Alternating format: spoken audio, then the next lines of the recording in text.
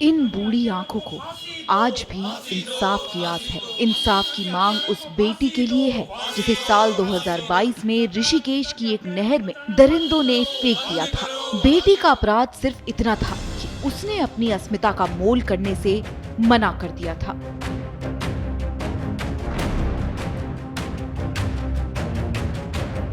जमीन पर बैठे ये लोग उत्तराखंड की बहुचर्चित अंकिता भंडारी हत्याकांड में इंसाफ की गुहार लगा रहे हैं। बेटी को गए 1 साल से ज्यादा हो गया है।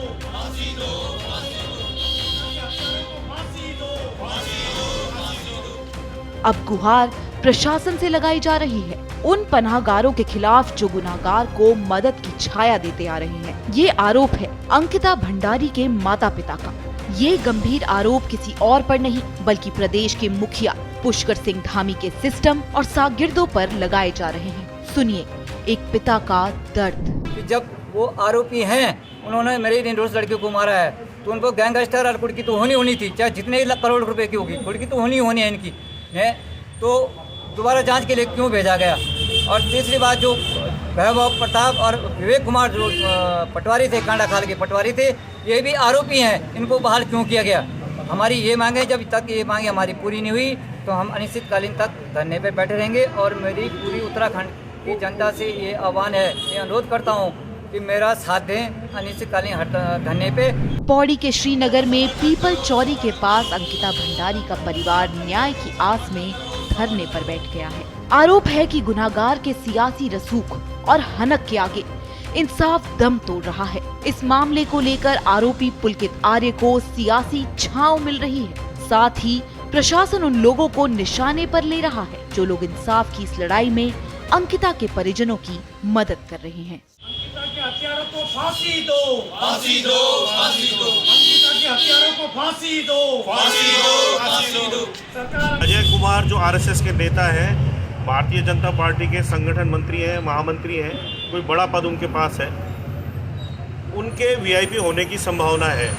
क्योंकि बहुत सारे उनको ऐसे इनपुट मिले, फ़ोन के द्वारा भी मिले और व्यक्तिगत आकर लोगों ने बताया भी कि इस व्यक्ति के पुलकित आर्य की फैमिली से बहुत नज़दीकी संबंध थे, इस व्यक्ति के वीआईपी होने की प्रबल संभावना है। तो हमारा सिर्फ इतना कहना है कि इस व्यक्ति की कॉल रिकॉर्ड की जांच कर ली जाए। ये व्यक्ति 18 सितंबर 2022 के आसपास हफ्ता 10 दिन पहले कहाँ था? क्या उस दौरान इस व्यक्ति की बहुत ज़्यादा बात पुलकित आर्य के परिवार के साथ हो रही थी? चाहे पुलकित है, चाहे विनोद, डॉक्टर विनोद आर्य हैं, ये लोग हैं, या रेणु बिष्ट हैं, या अन्य लोग यहाँ पे जो भी थे, वहाँ पे सौरभ भास्कर जो मुजरिम है और अंकित गुप्ता है, क्या इनमें आपस में बातचीत हो रही है? गौरतलब है कि साल 2022 के सितंबर महीने में अंकिता भंडारी की नहर में फेंककर हत्या कर दी गई थी। अंकिता यमकेश्वर के गंगा भोगपुर क्षेत्र में वनंतरा रिजॉर्ट में रिसेप्शन पर काम करती थी। 19 साल की कथित तौर पर रिजॉर्ट संचालक पुलकित आर्य ने अपने 2 कर्मचारियों सौरभ भास्कर और अंकित गुप्ता के साथ मिलकर ऋषिकेश के निकट चीला नहर में धक्का देकर हत्या कर दी थी। तब से अंकिता का परिवार इंसाफ की गुहार लगा रहा है। अंकिता के हत्यारों को फांसी दो, फांसी दो, फांसी दो। अंकिता के हत्यारों को फांसी दो, फांसी दो, फांसी दो। सरकार अंकिता के हत्यारों को बचाना बंद करो, बंद करो, बंद करो। सरकार अंकिता के हत्यारों को बचाना बंद करो। श्रेष्ठ उत्तराखंड पर खबरों से जुड़े रहने के लिए चैनल को सब्सक्राइब करें, बेल आइकन दबाएं और देखते रहें श्रेष्ठ उत्तराखंड।